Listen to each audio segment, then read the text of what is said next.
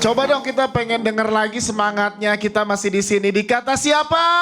Kata Sandi. Memang paling enak punya hobi itu yang dibayar. Seperti kayak kita di sini, para narasumber tadi yang udah ngobrol sama Mas Sandi. Dan juga teman-teman band di sini ini adalah semua hobi-hobi yang dibayar. Nah, pemirsa Kata Sandi pengen tahu lagi ada sosok lagi yang punya hobi yang sangat luar biasa dan dibayar menghasilkan uang juga. Kita lihat dulu tayangan berikut ini. Semua berasal dari rasa ingin berbagi. Berbagi ilmu, berbagi manfaat, berbagi cinta, dan berbagi tawa. Aku percaya dengan mengajarkan satu orang cara memasak, tidak hanya dia yang akan mendapatkan manfaatnya, tapi juga lingkungannya.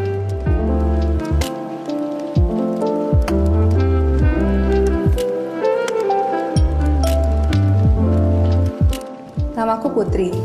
Yuk belajar sama-sama.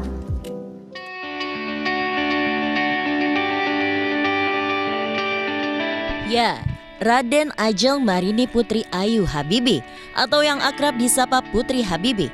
Cucu dari Yunus Effendi Habibie yang merupakan adik mantan Presiden B.J. Habibie ini menemukan peluang bisnisnya dengan modal 0 rupiah. Berawal dari bisnis kecil-kecilan dengan membuat kue dan menjualnya secara online, membuat Putri menyadari ada banyak sekali kompetitor.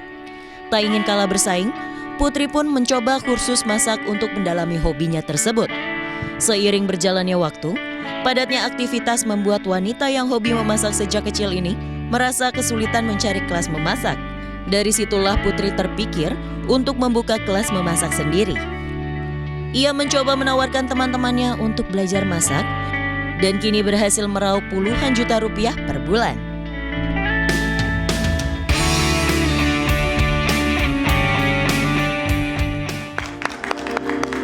Yes, sudah hadir bersama dengan kita ada Putri Habibie. Oh, keren.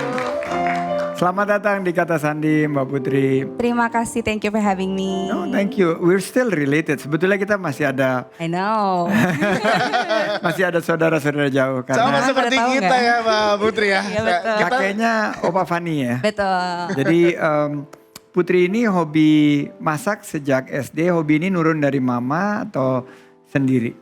Memang aku besar di lingkungan yang memasak, jadi I guess itu yang akhirnya turun ke aku karena behavior yang biasa aku lihat dari kecil gitu. Nah ini luar biasa nih. Ini kan selain daripada cucunya Om Fani, berarti juga cucunya Om Rudi ya. Iya. Dan katanya ini pernah dengar-dengar sempat ada yang menyindir gitu, nggak sepinter Bapak Presiden B.J. Habibie. Oh itu especially waktu dulu zaman sekolah karena matematika aku nggak pernah lebih dari 60 kayaknya Mas. Dia seberapa matematika? 30 Mas. Mantap. Tenang Mbak Putri, masih ada yang lebih parah Terima lagi. kasih loh. Iya. Tapi Jadi ya, itu jadi motivasi malah ya? pasti dibandingkan kan, Iya. apalagi terlebih saat yang Rudi jadi presiden, aku kelas berapa SD gitu, masih kecil. Tapi setelah dewasa kini, kemarin-kemarin itu aku bilang kayak yang, ini aku dibilang gini loh dulu tuh. Terus dia bilang, sebenarnya pintar tuh macem-macem. Makanya keluarga besar aku mungkin Mas juga tahu, ada yang atlet bola internasional, ada yang aktivis, Betul. dokter, arsitek semuanya. Yang penting jadilah serius, terus ditekuni, jadilah ahlinya dan kemudian gunakan ilmunya untuk kebaikan bersama gitu. Wow, keren banget ya. Jadi yang menyindir itu justru menjadi motivasi dan kebaikan bersama. Ya kita beruntung sekali ya punya Bapak Presiden ketiga B.J. Habibie yang memberikan inspirasi begitu banyak. Nah, social impact apa yang Mbak Putri rasakan langsung dari hobi memasak ini? Hobi memasak ini social impact-nya besar sekali. Seperti kita ngajarin orang masak atau satu orang itu bisa masak, impact-nya tidak hanya dirasakan oleh orang itu sendiri, tapi juga lingkungannya. Simpelnya suaminya ikut makan, anak-anak ikut makan, atau teman-teman kosnya ikut makan. Jadi nggak hanya impact ekonomi mereka bisa berjualan, tapi juga kesehatannya itu juga sangat amat terasa. Dan kalau membangun Indonesia ya, jadikan negara yang sehat dulu dan itu bisa dari memasak gitu. Dan Indonesia punya kekayaan kulineri yang banyak sekali ya untuk kita. Sangat kaya.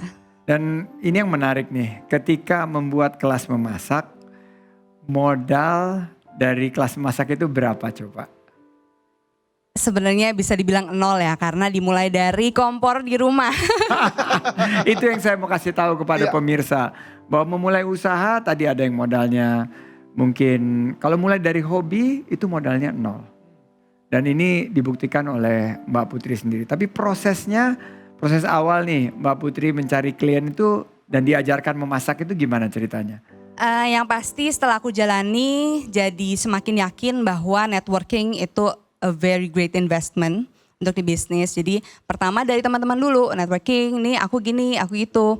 Teman-teman yang impactful socially, jangan malu untuk datang kemudian aku punya produk seperti ini, kayaknya ini pas dengan kebutuhan kalian, mau nggak, do you wanna try my product? Atau boleh nggak aku main masak-masakan ke rumah kamu, itu si line yang aku pakai. Tapi itu emang keren banget sih. Yuk kita main ke rumah, main masak-masakan. Iya. Nah, itu kan kayak baru tuh ya. Keren. Dan yang menarik juga menurut saya sih bahwa masak itu kan sesuatu yang sangat Indonesia banget gitu loh. Ya. Dan bisa dikemas menjadi satu profesi sih luar biasa banget ya.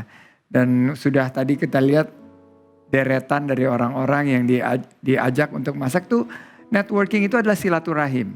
Dan di balik silaturahim itu banyak rezeki-rezeki dan rahasia-rahasia rezeki yang akan kita dapatkan. Itu yang tadi disampaikan oleh Mbak Putri. Setuju. Mbak Putri, saya jadi pengen nanya nih Mbak Putri. Kapan-kapan kita atur waktu lagi ngundang lagi ke sini gitu ya Mas Sandi ya. Ngajarin Mas Sandi, ngajarin saya masak langsung Iya di sini dong, gimana? ayo dong, seru banget itu loh Mas. Iya, Susah gak sih ngajarin orang yang belum bisa masak terus langsung sampai bisa dalam satu kali pertemuan gitu Mbak Putri? Nggak susah. Murid aku beragam, mulai dari yang sudah bisa Ya. sampai yang nggak tahu bawang putih yang mana Mbak. Padahal cuma ada bawang putih sama bawang merah. Warnanya ya. Warnanya, Ya. kupas bawang putihnya Mbak, yang mana katanya. Gak apa-apa, itu bagus. Aku sangat menghargai orang-orang yang mau belajar even nggak bisa bedain bawang merah bawang putih. Ya. Bisa menjadi mudah kalau kita bisa detect, bisa tahu kenapa dia mau belajar masak. Berbeda-beda, mulai dari yang aku mesti sekolah ke luar negeri nih Kak gitu. Berarti kita bisa kasih approach yang relate, yang dia bisa relate. Misalnya nih bahan ini namanya ini mudah ditemukan di kota kamu nanti. Atau aku mau belajar masak karena anakku gak mau makan. Ya kita kasih cara-cara yang bisa masuk ke dalam skenario sehari-harinya dia gitu. Keren banget. Nah, Jadinya lebih mudah. Dari hobi menjadi bisnis. Lalu setelah beberapa tahun ini sudah membangun usaha ini, apa saja yang bisa dihasilkan oleh Mbak Putri? Yang bisa dihasilkan kalau materi ya cukup. Tapi kalau nilainya dari situ kayak nggak akan ada puasnya. Betul sekali. Jadi yang bisa, yang aku sangat bangga akan diriku sendiri, yang kita harus banggakan diri kita semua, itu social impact sih Mas. Ketika baca kayak, makasih ya Mbak, aku jadi bisa bayar anak sekolah gitu-gitu dari belajar masak, itu yang bikin aku feel alive. Ya. Nah, ini banyak sekali yang pemirsa juga ingin melihat bagaimana hobinya itu bisa menjadi profesi. Ada nggak tips-tips buat para pemirsa sehingga hobinya mereka mulai dari masak atau apapun itu bisa menghasilkan penghasilan buat mereka? Pertama harus evaluasi diri sih Mas, menurut aku. Karena hobi itu kan pasti banyak ya. Aku suka misalnya suka masak, suka makan, suka gambar, suka menulis dan lain-lain. Kira-kira hobi apa yang sekiranya pas buat kamu dan kebayang nih bisa dilakukan selama-lamanya. Ibaratnya kalau dilahirkan kembali, aku tetap mau lakukan itu seumur-umur. Dan itu hubungannya dengan endurance, mungkin endurance tubuh kita. Maunya jadi atlet hobinya tapi ternyata kayaknya fisiknya gak kuat, berarti it's not for you untuk selamanya. Cari celah yang sekiranya pas buat kamu, mau sekarang maupun tua nanti. Karena hobi dijalankan sebagai pekerjaan, itu sesuatu yang kita pastinya gak mau lepas sampai kapanpun kan Mas. Betul sekali, itu yang tadi esensi doing what you love and loving what you do. Kita mengerjakan hal yang kita sukai dan menyukai hal yang kita kerjakan sekarang. Jangan kemana-mana, tetap di Kata Siapa? Kata Sandi.